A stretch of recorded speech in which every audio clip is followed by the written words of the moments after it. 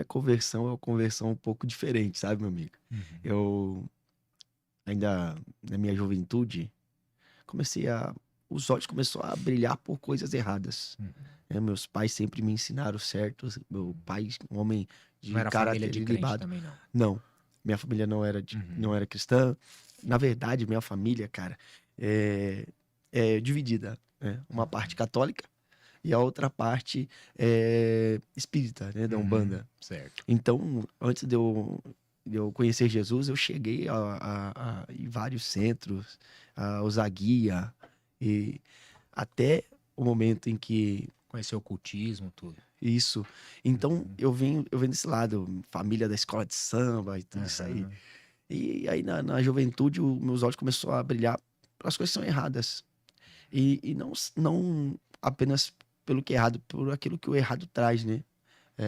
Poxa, você via a pessoa ali que estava fazendo o que é errado, mas tendo uma vida legal, Sim, andando num carro bom. sei. Naquela época, né, a gente gostava daquelas roupas de marca. Uhum. Então tudo isso enchia os meus olhos e acabou me levando para um caminho errado, né? Me envolvi com crime e isso é algo que, Amizade, ambiente também, né? sim, envolve tudo isso. E aí, depois que eu já estava envolvido, teve um episódio que assim, eu costumo falar porque marca muito, né? Marcou a minha história e marca muitas pessoas quando eu falo sobre isso. É que minha mãe, ela me chamou no quarto dela para conversar. Eu já estava todo embaralhado, com a cabeça toda perturbada. Uhum. E queira ou não queira, as pessoas começam a comentar, né? E chegou no ouvido dela. E ela me chamou no quarto dela, meu amigo, junto com a minha irmã, e disse assim: Filho, a mãe precisa conversar com você. Eu entrei no quarto dela. Ela se ajoelhou. Nisso que ela se ajoelhou, os olhos dela começaram a encher de lágrimas. Ela me fez um pedido. Ela disse assim: Filho, eu não sei o que você tá fazendo, mas tá todo mundo falando. E eu só quero te fazer um pedido. Ela ajoelhada, começou a chorar. E ela disse assim: a mãe só pede pra você parar. Para de fazer o que você tá fazendo, seja lá o que for. Eu com o coração fechado, coração endurecido. Eu olhei pra ela e falei: Mãe, isso aí é coisa que as pessoas estão falando porque não tem o que fazer. Eu não tô fazendo nada. Tá tudo certo. Ela olhou pra mim, segurando a minha mão e disse assim: Filho, eu sei que tá acontecendo alguma coisa. Porque a mãe essa noite teve um sonho. Eu vi você sendo preso dentro de um carro preto na porta de casa. Meu amigo, não passou um mês. Tá eu lá fugindo da polícia dentro de um carro preto. Eu só não parei literalmente na porta de casa porque tinha um carro estacionado. Eu parei do lado. E foi uma cena muito forte porque foi abordado pela polícia.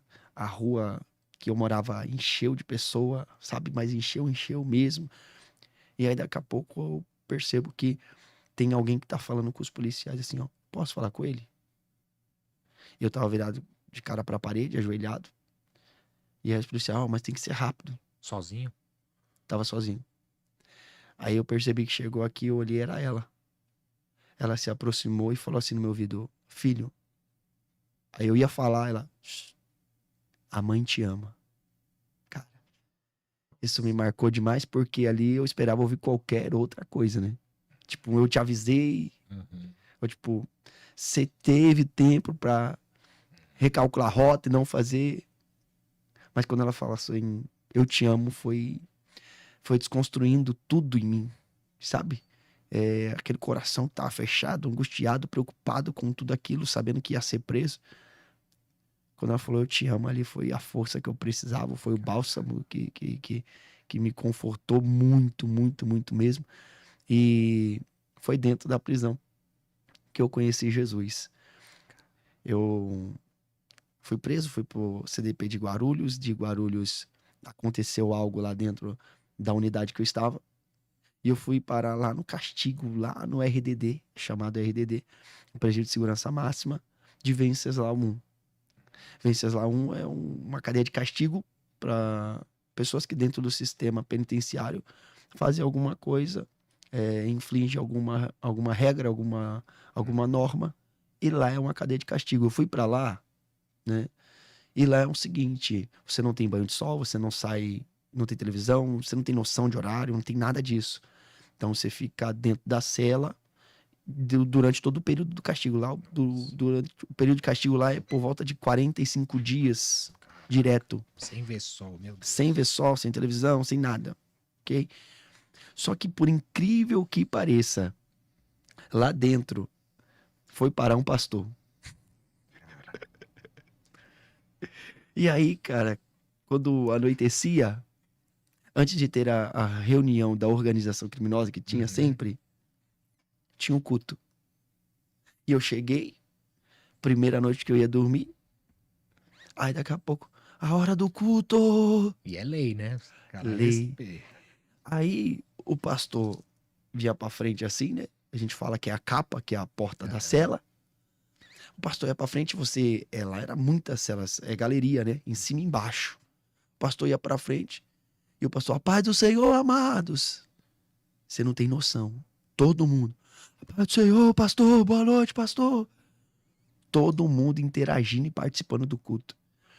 Aquilo começou a me chamar muita atenção porque eu via irmão da organização criminosa condenado a mais de 400 anos de cadeia pedindo oportunidade para o pastor para cantar um hino. Pessoas assim de alta periculosidade no crime, no momento do culto, pedindo para o pastor a oportunidade para adorar a Deus. Aí eu fiquei pensando, meu Deus, que é isso? Lá que eu aprendi vários hinos, eu nunca tive um contato com Deus assim. Aqui fora, minha esposa já era crente, me chamava para ir na igreja com ela. Eu fui algumas vezes, mas nada assim que eu tive alguma experiência, nada. Eu ia porque ela me chamava mesmo, um convite dela. Mas quando eu ouvi aqueles louvor lá dentro, meu amigo, sabe aquele louvor antigo de Jó? Sei, aquelas harpas. Meu tremendo. Deus, quando eles começaram a cantar, amaldiçoa esse Deus e morre, toda a cadeia, nunca, arrepiava tudo. Eu falei, meu Deus, que é isso? Todos numa voz só, Todas né, numa cara? voz só e você sentia aquela verdade. Você sentia que o coração do povo tava mesmo ali sedento. Sabe, eu fiquei espantado, aquilo me chamou muita atenção. E ali, a única coisa que eu tinha, o único socorro que eu tinha, era aquele culto. Era um momento. Era algo que era diferente da rotina. E aí o outro pediu para cantar também da organização. E tipo assim, todo mundo queria oportunidade. Tinha noite que o pastor falava, calma gente, tem que... E se der o pastor da oportunidade, porque todo mundo tinha vontade de pelo menos entregar um louvor para Deus. E isso me chamou muita atenção, né? E ali eu fiz um voto com Deus. Geralmente tinha... Você começou a ser quebrantado ali Comecei a naquele ser momento. quebrantado e sem conhecer, sem ter intimidade, falando do meu jeito mesmo, né? Você começou a gritar também. Nossa, gritava com força. Cara, que massa. Aprendi os louvores lá. Tem outro louvor, aquele olha pra mim. Nossa, aquele louvor quando eles cantavam. Porque E ali não ali, tem maior nem menor, é todos numa única. todos. É tremendo, né? E assim, ali realmente é o lugar onde o filho chora e a mãe não vê. Ali você se sente isolado, ali você sente que você é impotente, você não pode fazer nada. E é ali onde Deus vai quebrantando. E aí, numa das noites, eu fiz um voto com Deus do meu jeito, sem saber falar, sem saber orar nada. Porque todos os presos lá saíam de lá com 45 dias, no máximo 40 dias. Mas tinha gente lá com 60 dias, 90 dias, Sem ver sol, meu sem ver Deus, sol, cara. sem nada. E lá não tem visita, nenhum tipo de visita. Cara. Nenhum tipo de visita. Castigo mesmo. E aí eu ajoelhei assim na frente, na porta da cela. Sozinho numa cela, não? Não, a cela tinha capacidade para 2 pessoas, tinha 4. E não tinha vergonha, ajoelhava lá, não A tem vergonha essa. foi embora. Eu nunca tinha feito isso, né? Tinha pessoas que estavam comigo na cela que não participavam do culto, tava lá, né? Mas eu peguei, me ajoelhei e eu fiz um voto com Deus ali. Eu falei, Senhor, tem alguma coisa na minha vida. Me tira daqui com 30 dias. Eu fiz o voto e foi passando os dias. Aí quando deu 30 dias cravados, 30 dias cravados, abriu a porta do raio e aí chamou a transferência do meu nome. Agora você lembrou. Na hora eu lembrei, na hora eu lembrei. Só que o meu voto era: Deus, aonde eu for, independente da unidade, eu vou lá, aonde tiver culto, e vou te adorar. E aí eu comecei a ter esse desejo de se aproximar mais de Deus, de conhecer mais a Deus. E aí, saindo dessa unidade, eu ainda não estava convertido, tive essa experiência, Não né? tinha Bíblia ainda, nada. Não, lá não tinha. Hum, Aí eu fui para a unidade de Lavínia. Hum. E em Lavínia eu cheguei, eu tava com a expectativa. Qual a expectativa? Pô, vai ter esse mesmo culto, vai ter essa mesma atmosfera, vai ser desse jeito. Só que eu cheguei em Lavínia, e os irmãos que estavam lá, não era essa mesma intensidade. Entendi. Não era agora eu sei o que eu senti lá, né? Essa presença. Então, quando eu cheguei, eu vi ali os irmãos, às vezes meio que desanimados, às vezes cultuando a Deus ali, Outra sabe? situação, ambiente, né? E foi ali que eu aprendi que quanto maior a necessidade, maior é a nossa busca. Porque lá, em vez de lá, no castigo, a necessidade era muito grande. É forte isso, hein? Agora, ali já era uma cadeia normal, ainda que fosse difícil, mas tem pessoas que acabam se acostumando, então não é tão. Já tem sol, já tem uma Já bolinha. tem televisão, já tem Aham. visita, entende? Entendi. Então, tem distrações. Isso. Acho que a melhor palavra é essa: tem distrações. Hum. Lá não tem distrações. E aí, a necessidade está lá em cima e o nível da nossa busca acaba sendo também lá em cima. Então, eu cheguei, eu percebi isso me deu uma desanimada. Eu falei, como é que eu vou no culto aqui? Aí eu ia até, só que eu encostava na parede, eu não chegava tão perto. Eu não, Até não- por preconceito, às vezes, Isso de porque alguém ver e falar, eu sei já lá. cheguei num raio onde tinha pessoas que eram do mesmo bairro onde eu morava, Uhum, da mesma comunidade, que a gente conversou, a gente se conheceu. uhum. Então eu falei, poxa vida. Aí eu fiquei lá, eu ia, mas não ia, né? Eu participava sem mostrar que estava participando. Sim. Mas ali no secreto eu falava, ó Deus, eu tô cumprindo o voto, eu tô aqui. Um processo, né? Eu tô aqui, sim. Só que aí chegou um tempo que eu fui transferido para o raio 2. E aqui começou realmente o meu processo de conversão. No raio 2, realmente tinha uma igreja, né? No raio 2, o culto lá era diferente. E lá, a fama dessa igreja, do raio 2, eu tava no raio 7. Uhum. A fama do raio 2 chegava lá. A fama era essa. A maioria que vai para lá se converte. Lá tem um pastor que é perigoso. Meu amigo, daqui a pouco cantou a minha mudança para esse raio Você 2. pediu pra ir, não? Não, Olha era um isso. raio que era conhecido como raio de progressão. Quem vai para lá, a gente entende que tá perto para ir embora. Então, quando eu fui transferido para o raio 2, eu pensei, uau, eu acho que agora tá chegando a minha vez também de ir embora. Eu nem imaginava que era só o começo de um processo de Deus. Aí, quando eu fui para ser transferido, o pessoal que tava comigo falou: aí, cuidado, hein? O pastor lá é perigoso. Várias pessoas conhecidas iam para lá e se convertia. Meu amigo, eu cheguei lá. Quando cheguei nesse raio, a primeira coisa que me chamou a atenção é que todas as sexta-feira, que antecede a visita, que a visita é sábado e domingo, Uhum. eles faziam uma oração. No raio que eu tava, era um pouquinho de gente que se reunia e orava. Lá no raio 2, todos os presos, sabe uma quadra de futebol? Uhum. A corrente de oração, ela dava a volta assim, ó, em toda a Cara. quadra de futebol. Era muita gente. Aí o pastor, ele andava um pouquinho manco, ele tinha problema em um olho, ele enxergava só de um olho, Uhum. baixinho, a paz do Senhor. O raio todo, todos presos. Paz do Senhor. Eu falei, Jesus. Daqui a pouco teve um que chegou com balde de lixo, o outro com as garrafas PET e começou a louvar a Deus. Cara, que tremendo. Um louvor que o irmão compôs lá dentro da cadeia. E todos os presos sabiam cantar o louvor do irmão. Meu Deus do céu, isso foi muito, muito assim, foi muito sobrenatural essa experiência. E aí eu comecei pro culto. Fui pro culto no sábado, fui pro culto no domingo. Aí teve um Sem dia. vergonha agora. Agora, Tipo, o culto sem preconceito. culto lotava. Lotava. Até visita. Cara. Pessoas que vinham da rua para visitar seus entes queridos, ia pro culto, Uhum. participar de tanto que Deus se manifestava mesmo. Uhum. Esse pastor, ele, antes de cair, ele era da Deus de Amor aqui na rua. Aí ele foi preso, ok? E lá ele se reconciliou com o Senhor. E o Senhor começou a usar ele poderosamente, mas poderosamente. Acontece que eu tô num culto, e aí nesse culto, cara, esse pastor, ele levanta a mão e diz assim, ó, o Espírito de Deus me deu uma revelação. Meu amigo, eu nem sabia o que é isso. Uhum.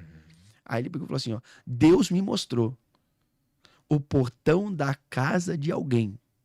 E Deus me mostrou o número da sua casa. Na visão eu vi um portão prata. E eu vi o número da casa. O número da casa é 430. Aonde você tá? Levanta sua mão que eu vou completar a revelação. Oxi, como é que levanta a mão? E você ficou olhando e falou, Eu- será que é eu? Foi quem mostrou o número da minha casa pra esse homem. Onde ele viu isso? Eu comecei a suar frio, não consegui levantar a mão. Ele se aproximou de mim assim e falou, é você, né, jovem? Aí eu falei, sou eu mesmo. Ele já sabia que era Eu você. sabia que era eu. Aí ele falou assim, irmãos, ele tá suando frio aqui. Aí disse, na visão eu vi uma cobra muito grande. Dava pra ver a respiração da cobra. Ele falou assim, essa cobra tava impedindo a maldição que tá lá dentro sair e a bênção de entrar. Mas a partir de hoje, Deus está quebrando. E se prepara para o que Deus vai fazer na sua vida. Depois desse dia, minha vida nunca mais foi a mesma. Nunca mais. Você recebeu, né, irmão? Eu recebi. Sabe quando você vai perdendo o prazer das coisas? Eu jogava muita bola lá dentro. Ele era pastor de Deus de Amor. Eu jogava muita bola lá dentro. Eu fazia física lá dentro, academia lá dentro. Cara, eu fui perdendo a vontade. Eu parei de jogar bola. Eu parei de fazer academia. Porque as normas internas lá eram assim, era igualzinha da igreja pentecostal de Deus de Amor. E aí eu já não assistia mais televisão, não tinha mais prazer das coisas. Aí eu fui parando, até que chegou um dia, lá dentro eu fazia parte do setor. O setor é a parte que acaba comandando ali a cadeia. Uhum. Chegou um dia que eu conversei com os irmãos e falei assim, irmão, ó, eu vou mudar de cela, eu não quero mais fazer parte. Porque Deus já estava trabalhando muito, mas muito forte mesmo ali no meu coração. Você teve essa coragem, né, meu? De chegar lá Aí, adivinha pra cela de quem que eu mudei? do pastor. Pessoal, você que tá assistindo aí, você tá gostando? Compartilha com mais pessoas para ouvir esse testemunho, essa história incrível. Deixa seu like nesse vídeo. Põe um foguinho aí agora no chat se você tá gostando dessa história. Põe um foguinho aí, pessoal. Glória a Deus. E aí? Gente? Aí eu mudei pra cela do pastor. Acabei que lá é muito. A capacidade é para 24 presos da cela. Mas a cela tinha 40 e poucos. Você pediu para ir para essa cela, não? Não.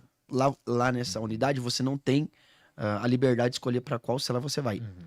Você só pede mudança de cela. E quem coloca na cela é eles.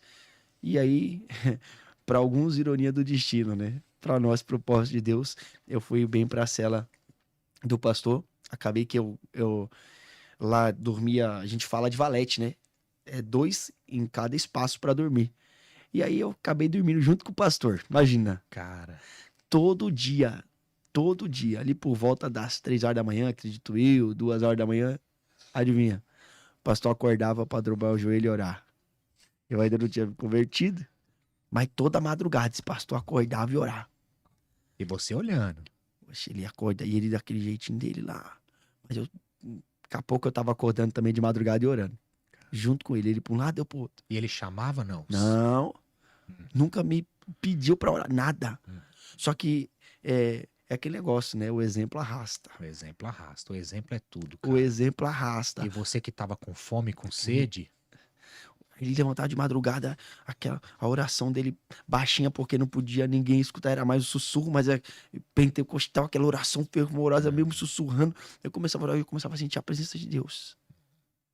Aí tinha vez que ele percebia que eu já estava acordando com ele para orar na madrugada. Ele vinha, colocava a mão na minha cabeça, orava por mim. E aquela graça de Deus, eu sentia aquela presença, sabe? Aquela paz. Chegou um dia que eu não aguentei. Chegou um dia que eu tava ainda resistindo bastante. Mas eu já tinha parado de fazer tudo lá que eu fazia antes, sabe? Eu, com a Bíblia na mão, já comecei a ler a Bíblia. Tudo isso antes de eu realmente levantar a mão e aceitar Jesus no culto. Aí teve um dia que eu peguei e eu falei com Deus assim, Deus, a minha mãe, ela tem uma imagem, eu queria que essa imagem fosse ressignificada na cabeça dela. Essa visão que ela tem. Porque minha mãe teve essa visão, eu sendo preso do lado de casa e todo mundo vendo isso. E eu falei, Deus, eu queria ressignificar essa visão que ela teve. Eu já estava decidido que eu queria Jesus. Só que eu pedi para o Senhor assim, eu quero aceitar na frente da minha mãe. Porque se ela viu essa cena de vergonha, eu sendo preso, todo mundo da rua vendo, eu quero que isso seja ressignificado ela estando no culto. Cara, que atitude Quando maravilhosa. eu for levantar a mão. E aí, como eu disse, a visita lá era sábado e domingo. Então, chegou no sábado, eu estava preparado. Pronto, eu não falei nada pro pastor, mas eu já estava pronto. Já estava decidido. Fui pro culto e só esperando minha mãe vir para poder aceitar a Jesus na frente dela. Só que lá você não tem comunicação rápida, né? Porque o meio de comunicação é rápida, só que lá demorava muito. Tinha cara que chegava lá depois de um mês. Então eu não sabia se ela ia vir ou não. Eu tava pelo pedido que eu fiz para Deus, para trazer ela para me ver. Só que no culto de sábado, eu tô lá esperando ela não veio. Quando acabou o culto, eu tomei uma seta. O diabo soltou assim, tá vendo? Ele não quer nada com você. Se ele quisesse, sua mãe tava aqui. Você ouvindo. Ouvi isso. Meu Deus. E aquilo lá foi, sabe, uma seta forte. Só que aí eu fechou todas as celas, eu tava bem entristecido. Só que eu peguei, eu falei, eu vou tomar a decisão mesmo assim. Falei, amanhã sábado e domingo visita, domingo também tinha culto. Minha mãe vindo ou não, eu vou tomar a decisão e vou aceitar Jesus. Só que aí, pra eu não recuar, o que eu fiz? Meu amigo, eu fui lá e falei pro pastor. Falei, pastor, eu tô decidido a tomar uma decisão na minha vida. Ele, qual? Eu falei, pastor, eu quero aceitar Jesus amanhã no culto. Ele olhou pra mim assim, com os olhos cheios de lágrimas e falou assim, meu filho, eu tô orando e jejuando por você faz 10 meses. Meu Deus, cara. E aí ele me abraçou, a gente se emocionou muito. No outro dia, no domingo, eu já fui sem nenhuma expectativa, sabe? E no culto Sua mãe não abençoado. visitava você? Visitava. Visitava. É que a gente não tinha essa comunicação pra saber o dia certo que ela ia ou não. Entendi. Ela poderia ir no outro final de semana, Entendi. né? Minha esposa também me visitava, né? Então, o que acontece? No domingo, irmão, eu tô lá no culto abençoado, a gente adorando ao Senhor. Daqui a pouco, alguém coloca a mão no meu ombro e diz assim, ô Gé, sua visita chegou, sua mãe tá aí, vai lá buscar ela. Meu Deus. Eu falei, Jesus. Aí eu fui lá, busquei ela lá com aquela sacola pesada de comida e tudo mais. Eu falei, mãe, vamos pro culto? Ela, filha, a mãe tá tão cansada. Eu falei, mãe, vamos lá só um pouco, vai. Ela falou, tá bom, foi pôr uma cadeira pra você sentar. Aí ela foi comigo pro culto. Quando o pastor viu ela no culto, ele já entendeu tudo. Aí ele pregou, não esqueço nunca, ele pregou sobre o Salmo 23. E na hora de fazer o apelo, ele já fez o apelo já sabendo, né? Ele falou, cadê você que hoje resolveu não entrar pra caminhada, mas entrar no caminho que é Jesus? Eu tava de mão dada com a minha mãe assim. Aí eu soltei a mão dela. Na hora que eu soltei a mão dela, ela olhou pra mim, eu fui e levantei a mão. Quando eu levantei a mão, minha mãe começou a chorar, cara. Aí ele me chamou lá na frente. Quando ele me chamou lá na frente, o culto já tava cheio. O culto lotou ainda mais, porque todo mundo me conhecia ali no raio. Eu não cheguei lá crente, né? Eu já tinha outras amizades dos outros raios. Lá fiz mais um monte de amizade, né? Já tive convite para entrar realmente para a organização criminosa. Então, o que acontece? As pessoas me conheciam. Quando eles me viram lá aceitando Jesus, lotou assim ainda mais o culto, o povo olhando quem conhecia. Tinha irmão que se emocionou, né? O pastor chamou a minha mãe lá atrás do púlpito bem simplesinho, que foi feito com um cabo de vassoura. E falou assim pra ela: senhora quer dar uma palavra? Minha mãe chorando muito, ela disse assim, ó. Tinha outras mães, mulheres no culto, ela disse assim, ó. A única coisa que eu quero dizer é que eu tinha certeza que eu não ia perder o meu filho pra essa vida. E o recado que eu queria deixar, ela disse assim: mães, mulheres, não desistam. Meu Deus. Nossa. Cara, Quebrando cadeias mesmo, cara. quebrando, todo mundo começou a chorar, o povo se emocionando, aí ela me abraçou e foi aquele negócio. O pastor foi e perguntou se mais alguém queria aceitar Jesus, mas 5 pessoas aceitou Jesus no mesmo culto. Cara. Então esse foi o meu processo, essa foi a minha conversão e, bom, foi algo que eu nunca imaginei.